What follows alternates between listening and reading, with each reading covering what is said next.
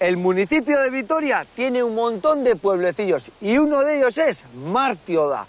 A ver cómo saben sus historias abocados. Vamos, vamos. Torre Lagunac. ¡Yujú!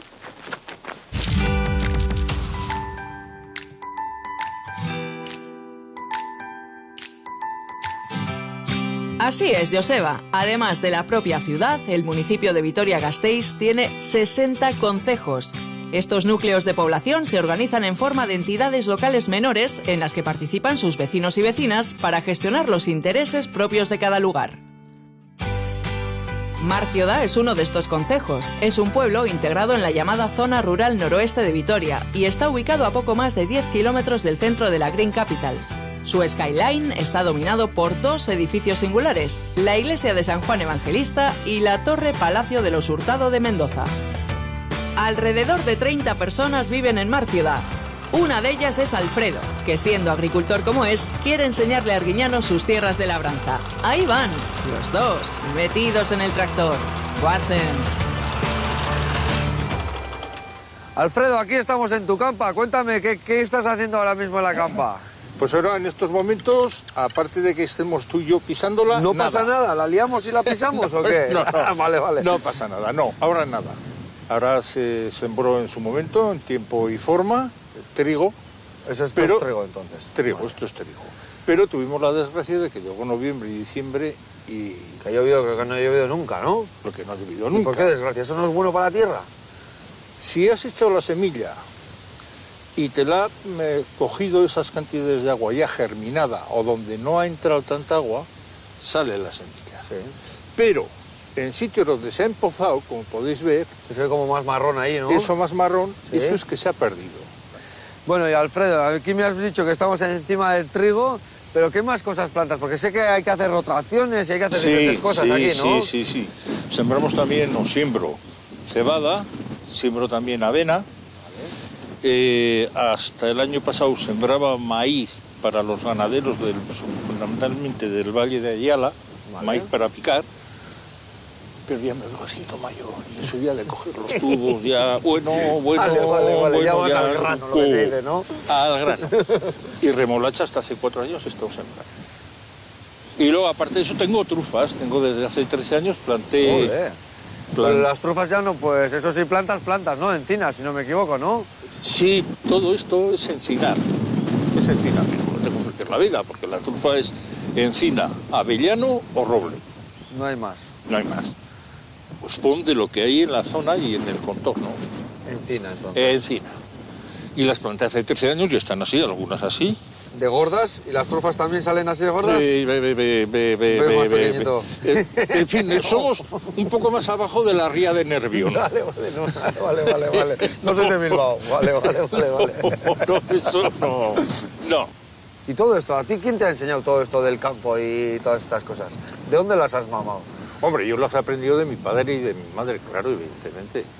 Y luego pues vas aprendiendo cosas, te vas molestando, se hacen cursillos, se lee, se estudia un poquitín el asunto, hay técnicas nuevas, hay comedores de cocos de estos que vienen a vender. No, ponga usted esta semilla, que esto es de lo que no hay. Eso hay que cogerlo todo con mucho cuidadito. Al lorito que cada uno barre para su casa, ¿no? Exactamente, que te pueden meter cada una de mucho cuidado. Vale, y bueno, y del campo, ¿qué es a ti lo que más te gusta? ¿Qué es sembrar, recoger, cuidar, ver?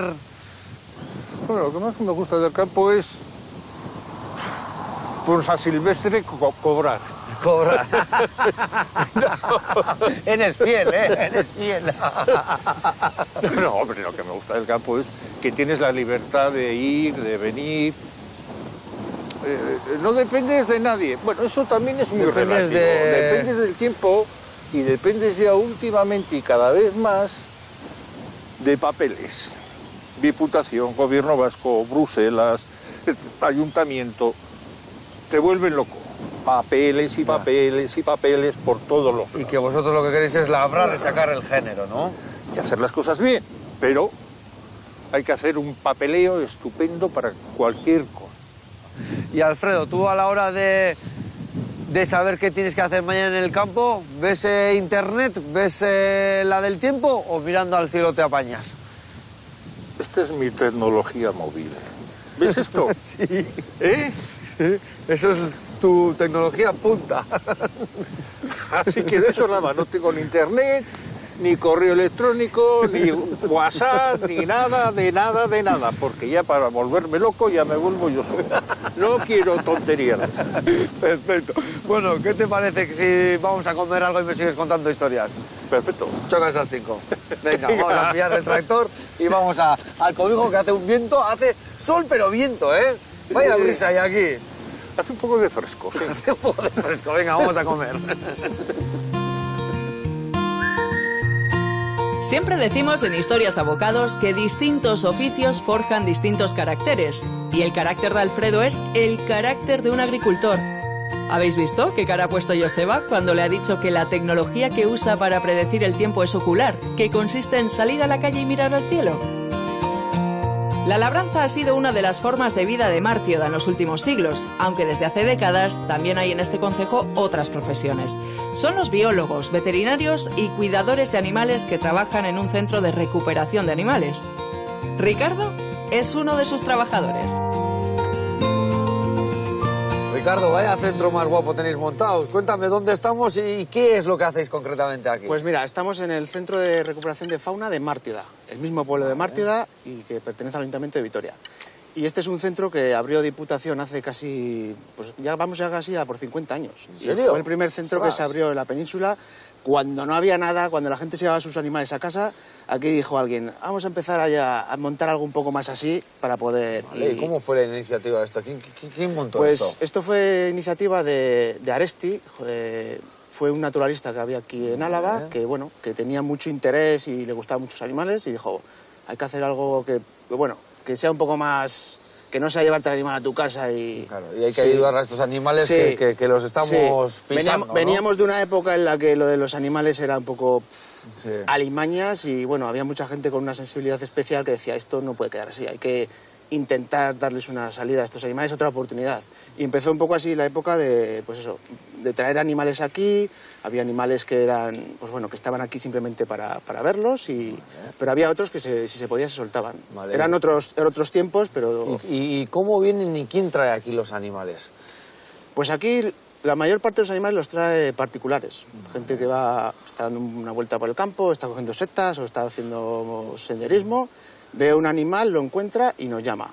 También hay muchos animales que nos los traen los guardas de Diputación, municipales, bomberos.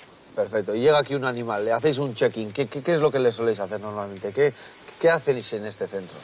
Sé que le recuperáis, pero sí. ¿cómo hacéis? ¿Cómo son los pasos? De primeras, cuando entra el animal, la veterinaria le hace una revisión, un chequeo exhaustivo para ver por qué ha llegado. Si el animal se ha dejado coger, algo le pasa. Sí. Entonces es muy importante saber qué es lo que tiene.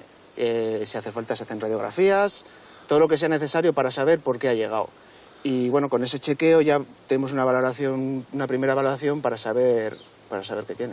Y Ricardo, en este hospital de animales, ¿en qué vienen? ¿Perros, gatos, pájaros, cualquier cosa o qué es concretamente lo que...? ¿O de todo puede venir?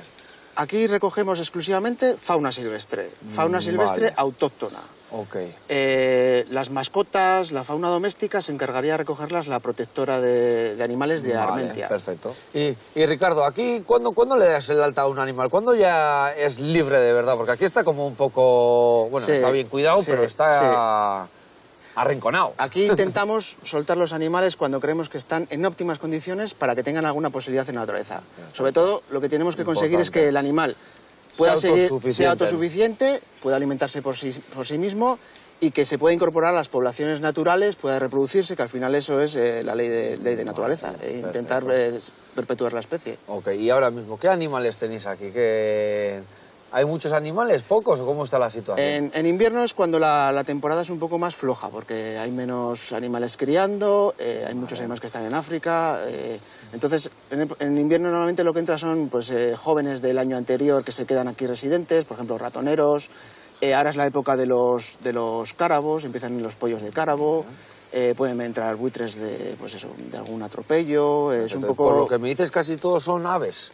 Sobre todo aves, sí, Vale. aunque también entran mamíferos. De hecho, el otro día pues, nos vino un zorro, un erizo, pero bueno, el contingente mayor son aves. Ok, Sí. y me imagino aquí, pues que como en un hospital habrá de todo, ¿no? Entre el médico, el auxiliar, el cuidador. Sí, no, hace falta un poco tener un poco de todo porque cada uno sabe hacer lo suyo. Bueno, hay veterinario, hay cuidadores forestales, biólogos. Sí, Sí. gente profesional que cada uno se dedica a lo suyo. Sí, ¿Cuál es eso tu es. trabajo aquí? Yo soy forestal y aquí me dedico un poco pues, a ayudar a las veterinarias, estoy de cuidador, de dar de comer, limpieza de instalaciones. Vale, a mí me ha sonado bien lo de dar de comer. ¿Qué se suele comer aquí? Que ya me está entrando el apetito a mí. Pues aquí, no sé, igual los aguchus, no sé si ¿Chaguchus? Bueno, una buena salsita. Bueno, ¿qué? ¿Preparamos algo para comer y luego me enseñas todo? Sí. Venga, está hecho. Venga, Vámonos, venga. vamos, Ricardo. Abierto desde 1975, este centro de recuperación de fauna silvestre fue pionero en todo el estado. Desde entonces han ingresado miles de animales, a los que se ha cuidado hasta darles el alta, como se hace en los hospitales. ¡Vaya! ¡Un azor herido! Nada, a ingresar, a hacerle las pruebas pertinentes, un diagnóstico, una rehabilitación y a seguir volando por el mundo. Arguiñano también sigue con su aventura por Mártioda. Esta vez, su acompañante es Enrique, autor, entre otros, de un libro titulado 50 lugares mágicos del País Vasco. Bien, porque todo hace indicar que en este concejo del municipio de Vitoria hay más de una historia mágica que contar. Enrique, paseo maravilloso y me has traído aquí. No sé, ¿qué es esto concretamente? Pues mira, estas son las ruinas de la ermita Nuestra Señora de los Remedios del despoblado de Urrialdo. Como dice su nombre, es un despoblado porque bueno, nos queda en esta ermita y ese edificio.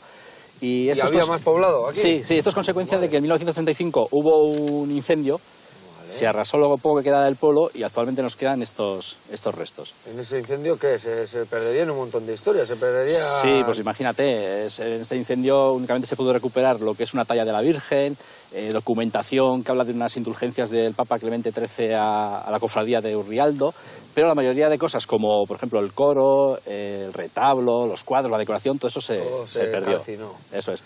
Y hay un detalle muy interesante que por eso te he traído aquí, que lo que sí se salvó fue un arcón de madera, donde en su interior se guardaba el esqueleto de lo que supuestamente cuenta la tradición era un basilisco. Basilisco. Pero Enrique, ¿qué es exactamente un basilisco? Pues mira, un basilisco es una especie, digamos, de animal mitológico, que sobre todo en los bestiarios medievales, en la mitología europea se habla bastante, y es un personaje, es un ser que es mitad serpiente y mitad cabeza de gallo. Entonces, lo curioso de estos personajes es que cuenta la tradición que fulminaban con la mirada a la gente, ¿no? Y una de las versiones que hay en este despoblado de Urrialdo es que el pueblo fue arrasado por un basilisco que fulminó con su mirada a todos los habitantes y por eso el pueblo desapareció. Pero claro, eso es lo que cuenta la leyenda, que no la historia, que eso sería otra cosa. ¿Y la historia qué cuenta? La historia, bueno, probablemente, y es lo que hay, los pocos datos históricos que hay en las crónicas, se habla de que este pueblo correspondía a los señores de Mendoza, por eso estamos tan cerca de Mártioda, y entonces en las contiendas fronterizas que había en aquella época, ¿no?, las guerras banderizas que se llamaban, donde los Guevara se pegaban con los de Mendoza, pues seguramente arrasaron este pueblo en una de esas contiendas y los Mendoza, por no admitir esa pérdida de Urrialdo, pues se dejó caer la historia del basilisco de Urrialdo y de esa manera, pues bueno, le echamos la culpa al basilisco y no admitimos que no pudimos proteger el territorio de los Mendoza. ¿No? Es un poco la conclusión a la que han llegado los historiadores. Con el pecho arriba siempre, Eso es. Bueno, y Enrique, no sé si me puedes contar algunos chascarrillos, la leyenda o la carnasa aquí del basilisco. Claro, hay varias versiones de la leyenda del basilisco de Urrialdo, ¿no? Porque dependiendo con quién hables de la zona te la cuenta de una manera u otra, pero básicamente el trasfondo es el mismo, ¿no? Sobre todo a finales del siglo XIX hay un escritor alavés que en uno de sus libros, Manuel Díaz de Arcaya, habla sobre la leyenda del basilisco y es la leyenda que se da un poco por oficial. Se cuenta que los Mendoza, fueron atacados por los Guevara, por esa confrontación que hay siempre en esta zona de estas familias nobles, y querían secuestrar a la hija y a la mujer del señor Mendoza de Mártioda. Entonces, se frustró este intento de secuestro, los Guevara tuvieron que huir, se refugiaron aquí en Urrialdo, entonces ellos, por rabia, contactaron con un brujo de la zona y ese brujo les dio un huevo, el cual les dijo que ese huevo lo tenían que dejar cerca del pozo o cerca de la fuente de Urrialdo. Así lo hicieron, dejaron ese huevo en este despoblado y resulta que de ese huevo surgió lo que es el basilisco. Porque también cuenta la tradición que el basilisco nace cuando un gallo incuba el huevo de una serpiente, ¿no? Y ahí sale... Entonces salió el basilisco cerca de la fuente y poco a poco, cuando los habitantes de Urrialdo iban a la fuente a por agua, pues el basilisco les fulminaba con la mirada y desaparecían. Y así se fue diezmando poco a poco la población hasta que se dieron cuenta y huyeron de la zona. Pero uno de los habitantes dejó un gallo aquí en Urrialdo y resulta que los gallos y las comadrejas son los enemigos de los basiliscos. Entonces este gallo se enfrentó al basilisco, empezó a cantar y el canto del gallo es lo que ahuyenta y mata a los basiliscos, y así fue. El basilisco pues murió por el enfrentamiento. Entonces el esqueleto, o el cuerpo mejor dicho, y luego el esqueleto de ese basilisco es lo que antes te comentaba, que el párroco de Urrialdo lo metió en un arcón de madera y lo conservó en la ermita de nuestros señores de los remedios. Enrique, ¿pero qué pasa en este pueblo con los huesos? Aquí los huesos en la ermita, los cráneos en la iglesia... Veo que vienes documentado, porque resulta que tenemos los huesos del basilisco que hemos comentado y en la iglesia de Mártioda también tenemos una historia muy curiosa y muy interesante que ha sido actualidad hace poco, relacionada con unas reliquias de la supuesta legión tebana, ¿no? Una legión... Además lo sé, porque has dicho que vengo informado porque te vi en la tele contándolo. Sí, hace poco lo contamos en Cuarto Milenio y hicimos un reportaje sobre, digamos, la investigación que la Diputación Foral de Álava ha hecho sobre esas reliquias y cráneos. Entonces, si quieres, vamos a la iglesia y te lo cuento. Una maravilla. Venga. Choca esas 5, vamos paseando, que es maravilloso el paseo, y a descubrir historias. Perfecto. Pasen. La cantidad de historias que ha contado Enrique en un momento. La despoblación de Urrialdo y la leyenda del basilisco, animal mitológico que mataba con la vista. Y también cómo esta leyenda se usó para encubrir parte de la historia del lugar.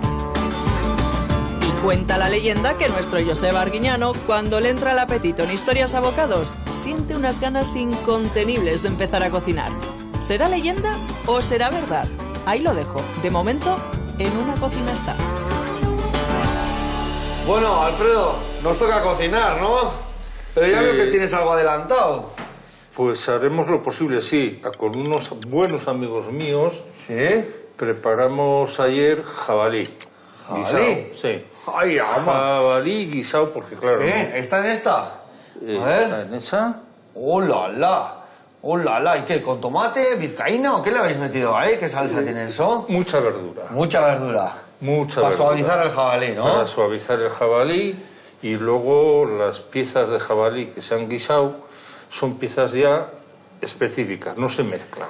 Vale. Sí, porque no es lo mismo coger un costillar que coger un lomo, que coger un... Sí, una cosa se queda más tiesa que otra, ¿no? Exactamente, eso mejor que yo lo sabes tú. Y Alfredo, bueno, solo por lo que me cuentas cómo has maquinado el jabalí, veo que cocinas, eres cocinillas, ¿no?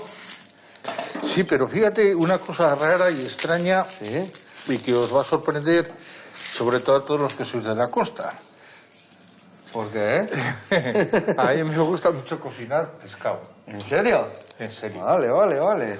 ¿Y qué? ¿Y cuando cocinas, qué? ¿Cocinas solo para ti? ¿Te gusta cocinar para ti o te sueles cocinar como para más gente? No, cocino para los colegas y para mí también, claro, evidentemente, porque si no, no como. Bueno, y Alfredo, cuando piensas en el futuro de tus tierras, ¿qué planes tienes para el futuro de tus tierras? Bueno, yo lo que quiero y lo que pretendo y por lo que pelearé mientras tenga fuerzas es que las tierras sigan siendo tierra y no sea suelo. ¿Qué diferencia hay entre tierra y suelo? Tierra es femenino. Tierra es una cosa muy especial. Es cariño. La gente cuando se muere no le dan suelo, le dan tierra.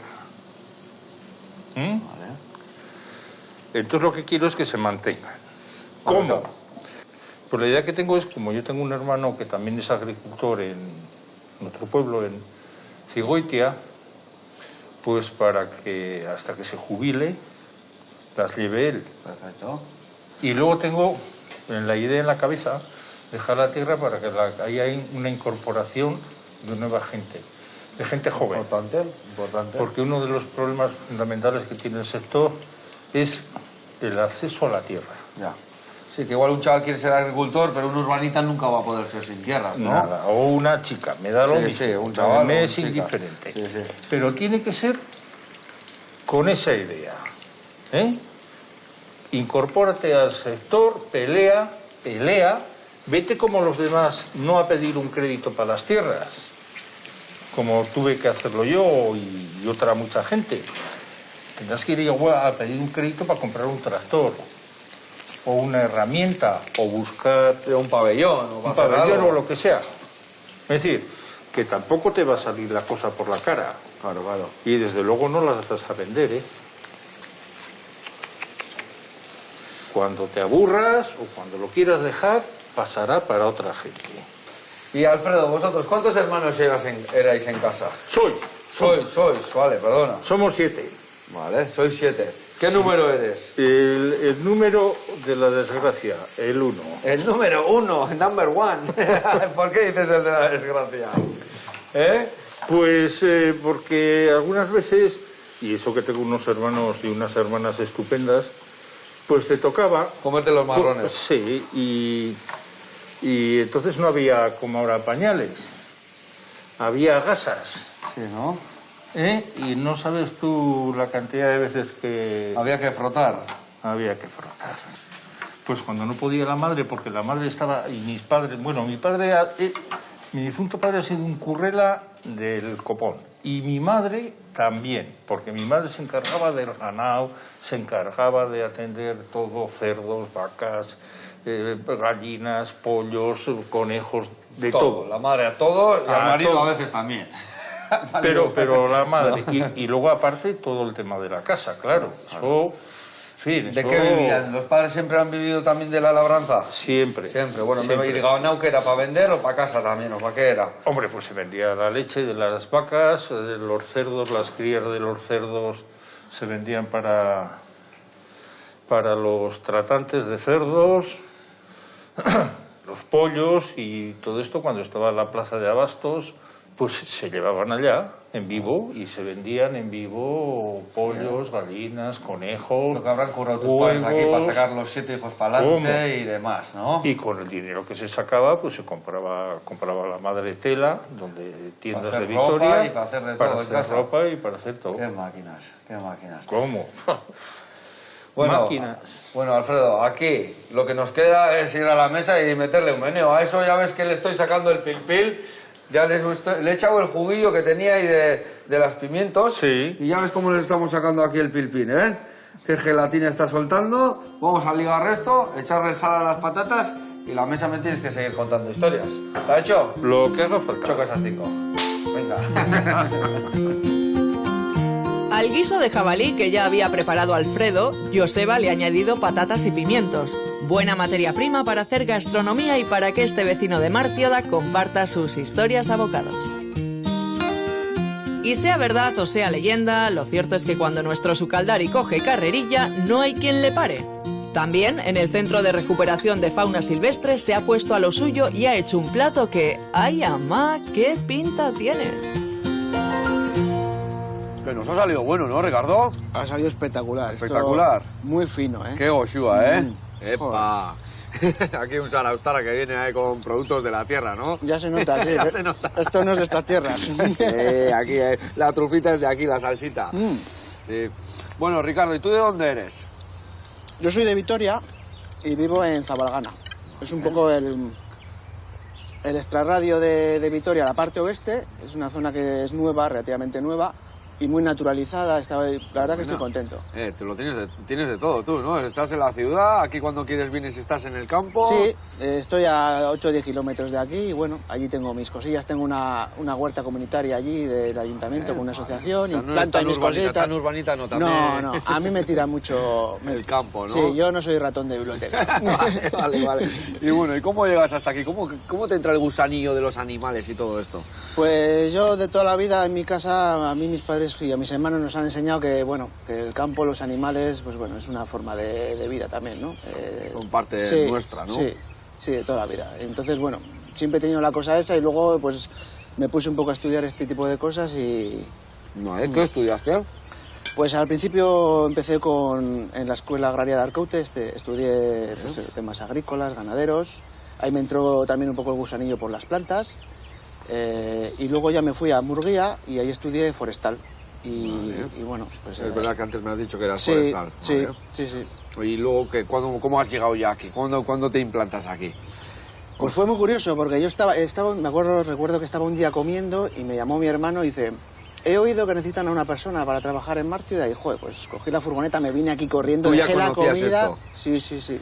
Yo es que a mí me traían mis padres aquí de pequeño. O sea, ya habías estado, qué buena. Venía con mis hermanos y veníamos aquí pues de visitilla de fin de semana, dabas una vuelta por el campo y veníamos a ver aquí pues los animales que había antes, porque antes había animales para ver. Vale. Había animales que estaban aquí de continuo y podías ver, pues bueno, el oso pecas, el mono pachi... ¿Cuál es el oso pecas y el monopache? Cuéntame eso. Sí, pues eran animales que en su día pues se trajeron aquí y estaban un poco para, pues bueno, para que viniese la gente, porque antes venía gente aquí, venían chavales, venían a algún colegio en Era como autobuses. más zoológico, entre comillas. Sí, y Hasta había... vale, ¿eh? Hacha es.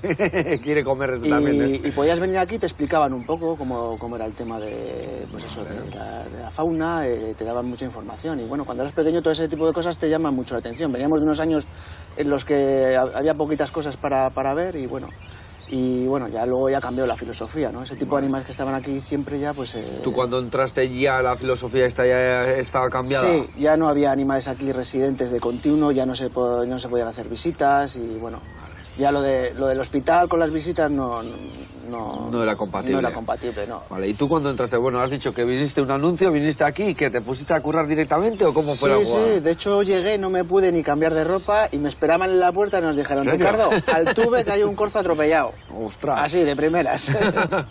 ¿Y qué tal salió aquel corzo? Bien, sí, al final se pudo soltar, sí. Qué buena, sí, qué buena. sí. Y Ricardo, me has dicho que esto es uno de los primeros de la península que se abrió con esta iniciativa, ¿no? Eso fue en el año 75, ya había gente con esta iniciativa de intentar hacer las cosas, de intentar recuperar a la fauna que estaba herida o que eran crías, y bueno, sí, es el primero que se abrió, sí, curiosamente. Hace ya casi vamos para 50 años. Para 50 años, sí, habrá que hacer algo potente. Pues ya se hizo con 40 y bueno, pues son 50 igual también, ¿no? Otra más grande todavía, ¿no? Sí. Bueno, y antes ya me has dicho que la gente podía venir, que era un centro abierto. Sí. ¿Y ahora cómo divulgáis Claro. que ya no hay esa entrada de gente? Tenemos muy claro que es muy importante que haya una divulgación, porque precisamente la gente que venía en aquella época, hace los años 70, es la gente que nos trae ahora los animales, que viene con sus críos y nos trae los animales. Entonces, creemos que eso es muy importante, que siga habiendo esa información trasladada a los niños. Y lo que hacemos es, vamos nosotros a las icastolas y vamos a las aulas, a las guelas, y damos charlas con material, con fotografías, pues con cosas que podemos llevar de aquí, del centro, huellas o...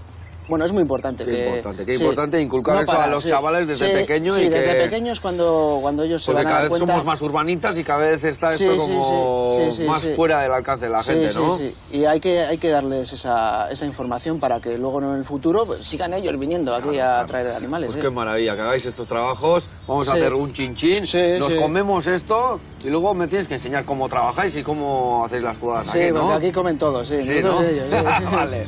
Venga, chinchín, por ti, Ricardo. Por ti, A Ricardo, siendo un niño, sus padres lo llevaban de visita al Centro de Recuperación de Fauna Silvestre de Mártioda, cuando los animales se podían ver. En aquella época empezó a sentir pasión por los animales. Años después se enteró de que buscaban a alguien para trabajar en el centro y hasta hoy. Otra bonita historia. Y buena parte de la historia de esta parte de Euskal Herria está escrita en sus dos edificios más emblemáticos. Uno de ellos es la Torre Palacio de los Hurtado de Mendoza, una poderosa familia alavesa de la época de las guerras banderizas que mandó construir esta imponente fortaleza en el siglo XIII. El otro edificio representativo del pueblo es la iglesia de San Juan Evangelista, en cuya sacristía se descubrieron, no hace mucho tiempo, unas extrañas reliquias llenas de misterio. Enrique, entonces es aquí donde se encontraron los cráneos, ¿o encontrasteis? Bueno, te cuento. Yo andaba tras la pista de los cráneos de la Legión Tebana, de los restos, ¿no?, de la Legión Tebana, porque todo apuntaba que estaban en la iglesia de Mártioda. Vale. Entonces resulta que, bueno, hablando con vecinos, unos decían que sí, deben estar 4 huesos ahí en la sacristía, otros decían, esos son leyendas que no tienen ningún fundamento. Y el caso que yo en el 2012 vine una vez aquí casi de noche y me encontré con una persona de Mártioda que tenía la llave y entonces se ofreció a enseñarme los restos, ¿no? ¿Y tú? Bueno, yo esperaba encontrarme 4 huesos realmente. Entonces, claro, entré a esa sacristía y vi lo que había aquí, tú imagínate, en esta zona había una vitrina con cráneos, ahí había una especie de retablo relicario también con restos, en fin, había 17 cráneos y un montón de una buena huesos. sorpresa. Y me sorprendí, primero por el estado en que estaban, pues tú imagínate entrar aquí una noche de manera lúgubre casi, y en el estado tan deteriorado que estaban los cráneos y las reliquias, y fue todo una sensación, ¿no? Todo un descubrimiento. Ojo, que no es que yo descubriese las reliquias, pero fue para ti. Para mí personalmente, pues eso, me sirvió para documentarme luego posteriormente e incluirlo en el libro que escribí posteriormente sobre lugares mágicos del País Vasco, que hablo de tradiciones, de leyendas, pues incluí el tema de la Legión Tebana. Qué buena. Y entonces, ¿y qué fue el siguiente paso? ¿Te encuentras aquí esto y qué es lo que haces? Bueno, yo, digamos, confirmo que efectivamente la Legión Tebana está en Mártioda, y que eso para mí en aquel momento era como todo un enigma, ¿no? Bueno, ¿qué pinta los supuestos restos, es decir, supuestos de la Legión Tebana en un pueblecito de Álava, ¿no? Como Mártoda? Había cierta relación con el Sultado de Mendoza, se especulaba que podían ser los que habían traído aquí estos restos, pero de alguna manera eran reliquias que, desde mi punto de vista, era un patrimonio tanto artístico como histórico importante de Álava, pero estaban aquí muy olvidados y abandonados, ¿no? Hasta que años después la Diputación no se encargó de restaurarlos y de alguna manera conservarlos y preservarlos, que es como hoy en día los podemos ver en el Museo de Bellas Artes de Vitoria. Vale. Pues estaban aquí de una manera muertos de mala manera. Vaya. ¿Tú los ves antes y ahora y parecen otra cosa? No, ¿o? totalmente, o sea, imagínate, aquí estaban sucios, estaban con polvo, están deteriorados por bacterias, por roedores, en fin, estaban hechos polvo. ¿Y cuando hicieron la restauración ya se supo de qué año eran? Pues mira, hasta que estuvieron aquí en la sacristía de Mártioda se pensaban que eran del siglo XVI, XVII, porque claro, es la época en que los sultanos de Mendoza se supone que los trajeron desde Bruselas, pero igual fue la sorpresa de los restauradores que cuando cogieron muestras de dos partes de los cráneos las dataron en el siglo III después de Cristo.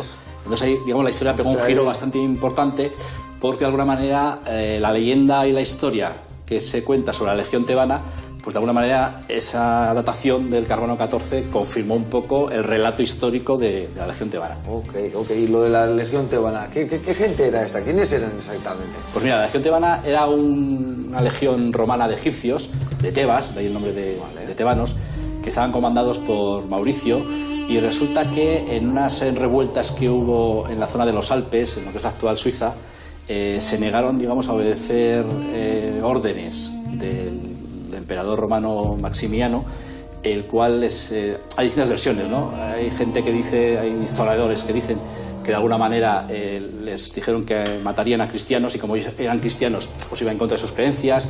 Otros dicen que de alguna manera les hicieron rendir culto a dioses romanos y se negaron por ser cristianos. Sea como fuere, lo que está claro es que fueron, digamos, masacrados por negarse a acatar las órdenes del comandante romano en este caso, y de alguna manera pues fueron todos asesinados, ¿no? Se habla de 6.000 soldados que los que formaban la Legión Tebana. Entonces claro, desde entonces, como fueron mártires, digamos, del cristianismo, porque por sus creencias fueron asesinados, pues se convirtieron sus reliquias y sus restos en, digamos, reliquias importantes para el cristianismo, ¿no? Para la cristiandad. Y Enrique, ¿tú cómo sabes todo esto? ¿Sabes? Claro, sabes más que el cura. Pues mira, la historia que no estudiaba en el colegio la estoy estudiando ahora vale. Por ese entusiasmo por estos temas. ¿Qué te parece si vamos a comer algo y me sigues contando historias? Ya te ha costado, venga, sí, vamos a ello. Ya me ha costado, perfecto, venga, vamos a ello.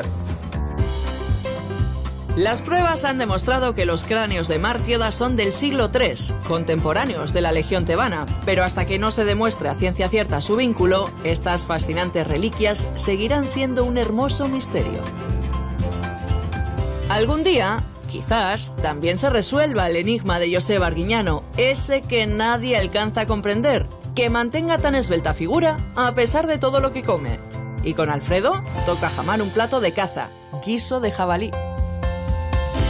Bueno, ¿qué futuro le ves al campo, Alfredo? ¿Al campo? A ver, ¿cómo te explicaría yo? El campo tiene dos problemas. Uno fundamental, que es que no hay relevo generacional. El envejecimiento en el sector es brutal. Sin parar, vamos, que no viene de revelación, ¿no? O sea, cada año es un año más viejo. Más viejo. En segundo lugar, que hay mucho postureo. ¿Me explico? Ahora es cuando no me voy a poner en plan blanco, sino que me voy a poner en plan de lo que he sido toda mi vida, aparte de agricultor, sindicalista. No se puede estar diciendo que vamos a apoyar el campo, que vamos a apoyar el comercio de cercanías, y luego lo que al final hacemos es potenciar granjas de 30.000 pollos. No es posible que haya y se diga, y es cierto, que está el trigo a 280 euros la tonelada, pero el abono, ese abono que hay que echar, que el año pasado lo pagamos a 325, este año esté a 585 euros la misma tonelada. La regla de 3 no da. No puede ser. Entonces, o sea, que lo ves crudo.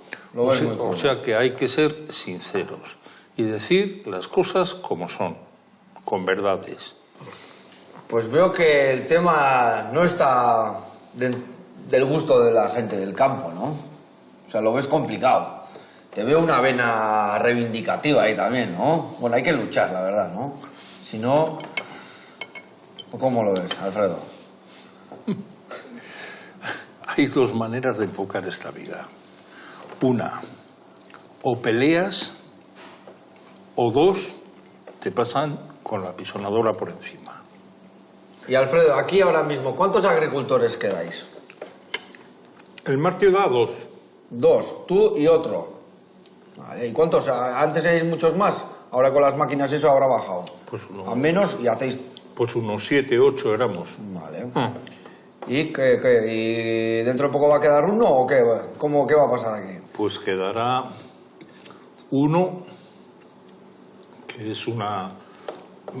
o se quiere convertir en una gran macroempresa y quedaré yo con el proyecto este que tengo. Vamos a hacer un chinchín. Salud. Por ti, por la salud y para que sigas labrando todo, para que tengamos todos para comer, como lo has dicho antes. ¿Ya sabes lo que decían lo de salud? ¿De qué viene lo de salud? ¿No? Salud, camarada. Este era el grito de saludo de los anarquistas de últimos del siglo XIX. Salud, camarada. Salud. Salud. Ya se le nota a Alfredo que tiene su vena política y reivindicativa. Su retrato del medio rural coincide con el que muchos agricultores han compartido con Joseba en Historias Abocados. No hay relevo generacional, al tiempo que los agricultores en activo son un colectivo envejecido. Futuro incierto, la verdad. Veremos. Mientras, en Mártioda, en el Centro de Recuperación de Fauna Silvestre, los animales se recuperan de sus lesiones. Aunque también ingresan muchos reptiles y mamíferos, la mayoría son aves. Y Ricardo ha llevado a Arguiñano hasta uno de los gimnasios en donde las aves se rehabilitan antes de que se les dé el alta. Ricardo, parece que ha venido a un circo aquí. Qué guapo está esto. Pues parece, pero hay que ponerle red para que no se escapen, porque si no, sí. Importante, ¿no? Sí. ¿Dónde estamos concretamente? ¿Qué se le hace aquí a las Esto aves? es el voladero de musculación. De musculación. Eso es. Aquí, cuando los animales han pasado un periodo en el que vemos que tienen ciertas posibilidades, se sacan este tipo de voladeros grandes para que empiecen a ejercitar. Perfecto. Esto es ya el centro de rehabilitación ya para salir Sí, ya a la carrera. sí, tienen que salir a la vida. como los atletas, o sea... Perfecto. Y claro, hacen falta espacios grandes para que los animales puedan muscular y adquieran capacidades respiratorias, de musculación, sí. Perfecto. Y aquí veo 4 aves. ¿Qué les ha pasado? ¿En qué situación están ellos? Tenemos un buitre leonado, Sí. Es un buitre que vino del vertedero de Gardelegui, de un atropello, de un camión, y bueno, tenía un problema en el ala, y bueno, parece que se le ha solucionado y está aquí ya empezando ya los primeros vuelos y a ver si lo podemos soltar. Si sale. Vale. Luego hay 2 cigüeñas que vinieron también jovencitas con un problema en el ala y están en la misma situación, a ver si pueden evolucionar un poco más, volar y luego el aguilucho es un aguilucho lagunero. Sí. Los aguiluchos todos crían en el suelo y el problema de los aguiluchos es que en la época de cosecha... Sí. Las pasan crudas ahí, ¿no? Sí. Con el cosechero. Claro, cada vez se adelantan más las temporadas de cosecha, entonces, claro, la máquina avanza y destruye los nidos. Y seguramente cosecharon de noche y le cosecharon las alas. Tiene las alas sin plumas. O sea, tiene Tiene un proceso bastante largo, porque tiene que mudar todo el plumaje. Y Ricardo, y aquí también hacéis programas de especies que están en peligro de extinción y para recuperarlos, ¿no? Sí, colaboramos con la Diputación en varios proyectos, por ejemplo el del bisón europeo, que es un mamífero que está en peligro de extinción en toda Europa y es uno de los mamíferos más en peligro de todo el mundo. También colaboramos con Diputación, con el proyecto de reintroducción del águila de Bonelli, también una especie que está en declive, y bueno, el galápago leproso. Les ayudamos sobre todo, pues bueno, marcaje... ¿Qué se hace? Sí, pues se toman muestras, por ejemplo, en bisón europeo, se les pone microchip, digamos que es un poco tenerlos un poco controlados, ¿no? ¿Qué informaciones habéis sacado de esos microchips y de esas cosas? Porque siempre llegarán cositas, ¿no? A través de los marcajes se consigue tener un poco controlados a los bichillos y ver por dónde andan. Si alguna vez se vuelven a recapturar, pues saben dónde están. ¿Alguna información que habéis captado que os haya hecho ilusión? Sí, con nuestras propias sultas, cuando hemos soltado animales que hemos recuperado nosotros y no hemos soltado, hemos tenido algunas recuperaciones bastante interesantes. Buitres que han aparecido en África, en Senegal, alimoches en Mauritania, hemos tenido pajaritos pequeñitos que en el norte de Europa, cosas que por lo menos te dan la satisfacción de decir, para seguir trabajando, es muy importante saber que bueno. las cosas más o menos, por lo menos hay un pequeño porcentaje que sigue vivo después de meses, incluso años. Qué bueno. Luego hemos tenido también, por ejemplo, como cosas curiosas, animales que han venido de otras zonas de la península. Por ejemplo, hay muchos reptiles que se meten por ejemplo, en grupos de plátanos. Vale, en un racimo de estos. Y nos vienen desde Canarias, pues por ejemplo, un perenquen que llega a la frutería y está el bichito metido. Hay que devolverlo allí, lógicamente. Las salamanquesas a veces vienen, o las culebras desde Huelva, en una cesta de fruta. ¿Y cómo las volvéis? ¿O cómo hay un...? Pues alguna en avión. Sí, ¿eh? Sí. Vale. Sí. O sea, hay que volver, cada fauna a su sitio, ¿no? Sí, cada fauna a su sitio, sí. Pues aquí faunas exóticas y todo eso no se mezclan. Eso es. Sí. Vale. Y luego, ¿alguna anécdota, alguna llamada curiosa, alguna, no sé, que te llaman, que aquí tengo una limoche y vas y hay una gallina o sí, pues nos ha pasado, de alguna vez de ir a por... Te dicen, tengo aquí, efectivamente, un pato, que a mí me pasó hace muchos años. Yo buscando el pato por allí, el pato, y llegué y había una zapatilla de casa. Y bueno, yo con el particular hablando por teléfono, ay, perdona, es que lo he visto de lejos, y nos echamos muchas risas. Era la zapatilla de Mickey Mouse, concretamente. ¿En serio? Sí. Igual era el Mickey Mouse que lo vieron. Sí. Bueno, y luego, aparte de todo esto, cuando vienen aquí los animales, le cogeréis cariño también. No sé si... Sí, bueno. ¿Cómo gestionáis todo esto? Intentamos no encariñarnos mucho porque hay muchos que no tienen solución, entonces, bueno, tampoco hace falta llevarse disgustos todos los días. Vale. Pero sí que es cierto que hay, sobre todo los que vienen igual por venenos o cosas así, que, joder, ves que hay mucho daño detrás de... Está la mano del hombro y eso es, joder, te crea una especie de... Tienes un poco más de apego a ese animal que salga. Claro, sí. Claro. Y esos animales que necesitan el cuidado cada hora o que casi hay que llevárselos a casa. Pues hay que llevárselos a casa, sí. Sobre todo con los mamíferos, los pequeños mamíferos de conejos, ardillas, erizos. Bueno, una vez nos llevamos hasta un paíño de Madeira, un bichillo pelágico que apareció y había que darle de comer por la noche. Y todos esos animales hay que llevárselos a casa y hacer tomas nocturnas de leche, sí. Ay, la ostra, Ricardo, sois unos máquinas, gente que hace falta como vosotros para que todo esto vaya para adelante, ¿no? Muy bien, espero que hayas he aprendido mucho a disfrutar y voy a transmitir a los demás lo que he visto es también. Importante transmitir. Sí. Chócala. Venga. Opa. El trabajo que hace Ricardo en este curioso hospital de animales silvestres es de los que motivan. También su labor nos conciencia con respecto a cómo debemos relacionarnos solidariamente con los animales. Larga vida su pasión. La pasión de Enrique es el misterio. Ya ha compartido algunas leyendas e historias de Mártioda y todavía le quedan más cosas que contar. Sobre la mesa, unos cuantos libros que ha escrito y un risotto de setas que ha hecho Arguiñano. Bueno, aquí estamos en el choquito de Mártioda y vaya risotito nos hemos currado, ¿eh? Bueno, huele que alimenta, tiene una pinta tremenda. Pues atácale y a la vez me tienes que contar lo que has traído aquí, los libros estos, vaya puntazo, ¿no? ¿Todos has escrito tú? Sí, son libros que, bueno, en estos años, como me gusta a mí decir, persiguiendo misterios, pues me ha surgido la oportunidad de escribirlos y bueno, ya hay todo un poco. Hay libros históricos sobre brujería, sobre lugares mágicos del País Vasco, sobre historias insólitas también del País Vasco. Lo has cogido con ganas, ¿eh? Sí, bueno, con tiempo y dedicación y entusiasmo, que es lo que tengo en este tema, pues al final uno se mete de lleno en estas historias. Bueno, le vamos a atacar antes de que se enfríe, ¿vale? Perfecto, vamos allá. Venga. Bueno, y a ti, todas estas cosas de estos misterios, ¿cuándo arrancas con esto? ¿Cómo te entra este gusanillo? Pues mira, yo estudiaba en los corazonistas de Vitoria y todos los días cuando iba de casa al colegio andando pasaba por delante de la biblioteca pública de Vitoria, ¿no? Y con 12, 13 años, pues lo típico, ibas con los amiguetes a la biblioteca pues a leer cómics de Tintín, Lucky Luke, Asterix, Obelix, lo que se leía en aquella época, ¿no? Entonces un buen día en la biblioteca descubrí una sección que ponía parapsicología y ciencias ocultas. Me llamó la atención esos nombres tan rimbombantes, ¿no? Ya, solo el nombre ya no lo conocías ya. Por eso. Entonces entré a la sección, empecé a mirar libros y me quedé sorprendido porque se hablaba de ovnis, se hablaba de fantasmas, de la vida extraterrestre, de la vida después de la muerte. Y entonces, bueno, pues poco a poco me fui picando un poco en esas materias. Y es curioso porque lo que es la vida, que con el paso del tiempo estos libros que antes te he comentado los he acabado presentando en esa biblioteca. Vale, ¿no? vale, Así que ha habido ahí un giro, ahí, se ha cerrado el buena. círculo, ¿no? de esta historia. Y así empecé de esa manera, por culpa de los libros. Y Enrique, ¿tú eres periodista o así? Porque yo te vi en el programa de Iker Jiménez. No sé si... Hombre, yo, bueno, primero por la amistad. Yo Iker Jiménez es de Vitoria también, es vitoriano, y le conozco hace un montón de años.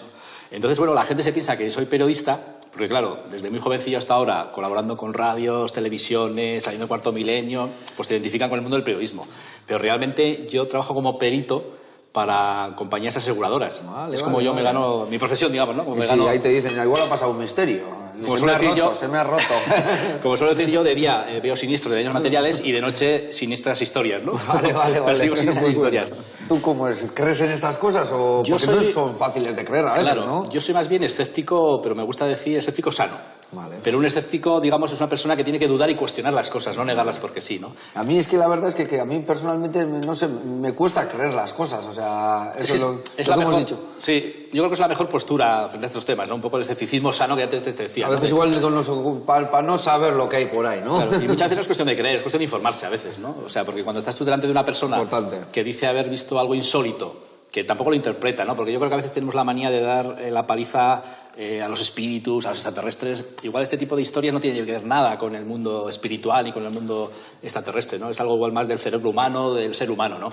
Entonces, cuando estás delante de un testimonio de una persona que ha vivido una situación insólita, que te la cuenta sin más, que ves que es coherente, que no interpreta, que no sabe cómo explicarlo, pues dices, bueno, ¿y esta persona qué ha visto? Algo ha tenido que ver, ¿no? Claro. ¿Qué es Si lo te que ha visto? lo ¿Cuál es la cuenta, ¿no? interpretación? Esa es un poco el clip de la cuestión. Y algo más que me puedes contar, que has tenido 1000 y una. Bueno, pues te puedo comentar, hay una historia que podríamos decir que el investigador pasó a ser testigo y entonces, de alguna manera, pude comprobar lo que sienten los testigos que yo tantas veces he entrevistado, ¿no? Porque muchas veces cuando uno entrevista a una persona que ha vivido una situación insólita, como me gusta decir a mí, pues a veces, bueno, tiene miedo a contarla por el que dirán, que le tomen por loco, que no le crean. Y a mí me pasó hace ya unos cuantos años, en el 2011, resulta que, bueno, se pone en contacto conmigo una pareja que vivía en Miranda de Ebro, ahí en Burgos, pero muy cerquita de Vitoria, donde resulta que esta pareja en su piso, un piso nuevo de reciente construcción, en un barrio de Miranda normal y corriente, resulta que decían que vivían fenómenos extraños en su vivienda, ¿no? Tenían averías eléctricas, iban los electricistas y no encontraban ninguna avería, los perros estaban todo el día nerviosos y ladrando, se encontraban los cajones y las puertas de los armarios de la cocina abiertos. Entonces, claro, cuando a mí me llaman con esta historia, bueno, yo quedo con ellos, los entrevisto, efectivamente veo una pareja que está fuera de sí, desconcertada, que no saben lo que pasa, y curiosamente ellos también habían escrito al programa Cuarto Milenio, y casualidad que el email que ellos mandan al Cuarto Milenio me lo remiten a mí como colaborador de la zona y me dicen, oye, Enrique, echa un ojo a esta pareja porque nos han escrito estos. Y yo les dije, no, si ya he estado con ellos porque se han puesto también en contacto conmigo, ¿no? Directamente. Y bueno, resumiendo un poco toda la historia, resulta que en las jornadas que estuvimos investigando allí en su casa nos pasaron unos sucesos bastante curiosos, ¿no?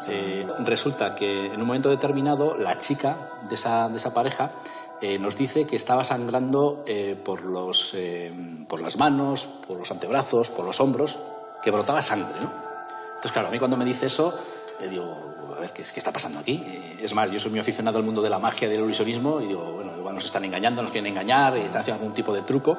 Y efectivamente, fuimos testigos de cómo esta chica, vamos a decirlo así, sudoraba sangre. Empezaba, digamos, la piel a ponerse sonrosada y de repente brotaba una gota de sangre que iba más, hasta que ya brotaba sangre. Y es más, se limpiaba la sangre y no había ni hematoma, ni herida, ningún tipo de herida, ¿no? en la piel. Entonces, claro, al ver eso nos quedamos desconcertados. O sea, tanto yo como el equipo de Cuarto Milenio digo, bueno, ¿qué está pasando aquí? Entonces, bueno, nos ponemos en contacto con Iker Jiménez. Al contarle esta historia, nos manda un equipo de forenses que colaboraba con el programa por aquel entonces, el equipo de Héctor Curiel, un criminólogo y forense muy conocido, y resulta que él viene a la casa en cuestión y efectivamente él también es testigo de lo que estaba pasando, ¿no? Analizan la sangre, efectivamente sangre humana, es sangre de esta chica. Sí, que no es remolacha. Eso es, que podía ser. Entonces, de alguna manera, se confirma que aquello era genuino, que era auténtico, ¿no? Pero claro, aquí el giro que pega la historia es que nos dice el médico forense que ese fenómeno que estamos viendo resulta que tiene un nombre que se llama hematohidrosis, por el cual una persona en una situación de estrés puede llegar a sudar sangre. Porque si estás en una situación muy alterada, muy agobiada, que se supone es lo que le producían los supuestos fenómenos paranormales, pues puede llegar, digamos, a romperse los vasos sanguíneos y a través de los poros de la piel sangrar. Ok. Bueno, ¿qué? Vamos a hacer un chinchín, Enrique. Claro, sí, por supuesto. ¿Cómo no? Pues bueno, el día de hoy no sé si entre el basilisco, entre los cráneos, los ovnis y los espíritus, no sé si voy a dormir bien, pero bueno, vamos a hacer un chinchín por Martioda y, como no, por ti. Venga, es que ricasco por todo. Igualmente, Joseba. Opa. Vaya 3 protagonistas que han tenido las historias abocados de Martioda. Me han encantado los 3 y para los selfies me he permitido la licencia de buscarles una frase de despedida a cada uno. Para Alfredo, agricultor de Martioda, una frase del naturalista Félix Rodríguez de la Fuente. El hombre debe amar y respetar la tierra como ama y respeta a su propia madre. Para Ricardo, cuidador de animales, una frase del escritor Anatole France. Hasta que no hayas amado a un animal, una parte de tu alma permanecerá dormida. Y para Enrique, buscador y contador de misterios, una frase del autor de Dune, Frank Herbert. El misterio de la vida no es un problema que haya que resolver, sino una realidad que hay que experimentar. Y sí, tengo otra frase para ti, Joseba Arguiñano, una frase de autoría anónima que dice: si usted come y no engorda, no pida más en esta vida.